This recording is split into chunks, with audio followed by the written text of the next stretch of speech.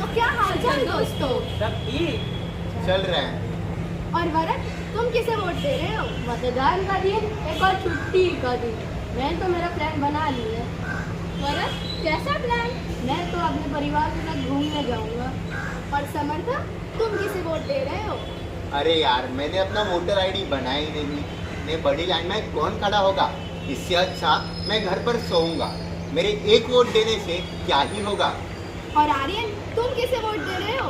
मेरे पिताजी कहते हैं कि जो उम्मीदवार हमारी जाति का होगा हम तो उसे ही वोट देंगे, क्योंकि वही हमारी जाति का विकास करेगा। लेकिन आर्यन, हमें जाति के आधार पर वोट नहीं देना चाहिए, हमें काबिलियत के आधार पर वोट देना चाहिए। हमें ऐसे उम्मीदवार को वोट देना चाहिए जो सभी जातियों का विकास करे। आर्यन, मेरे इस बात पर जरूर गौर करो। ठीक है, अब हम वोट जाति के आधार पर नहीं, काबिलियत के आधार पर करेंगे।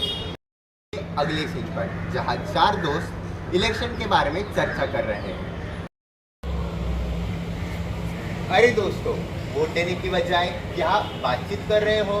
बिना नोट कैसा वोट? वोट भी कोई मुफ्त में देने वाली चीज है?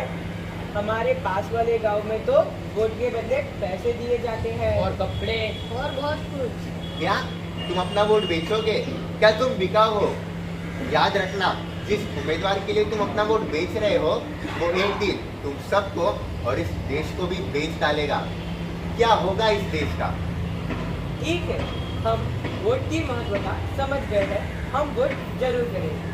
जरूर देंगे। चलिए अगली सीट पर। Knock knock. जी भैया। ये लीजिए, 2 दिन बाद गांव में इलेक्शन है। अपना वोट जरूर देना, क्योंकि वोट इच्छा नहीं, जिम्मेदारी है। जी हाँ सर, मैं अपने अधिकार का पूर्ण उपयोग करूंगी और अपनी पसंद की सरकार को ही वोट दूंगी जो देश के हित के लिए कार्य करेंगे। नहीं, हम कहीं नहीं जाएंगे। नहीं, हम वोट देने जाएंगे जाएंगे जाएंगे।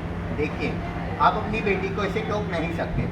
आप उसे भी वोट देने जाने दीजिए और खुद भी वोट देने जाइए, क्योंकि वोट आवश्यक है।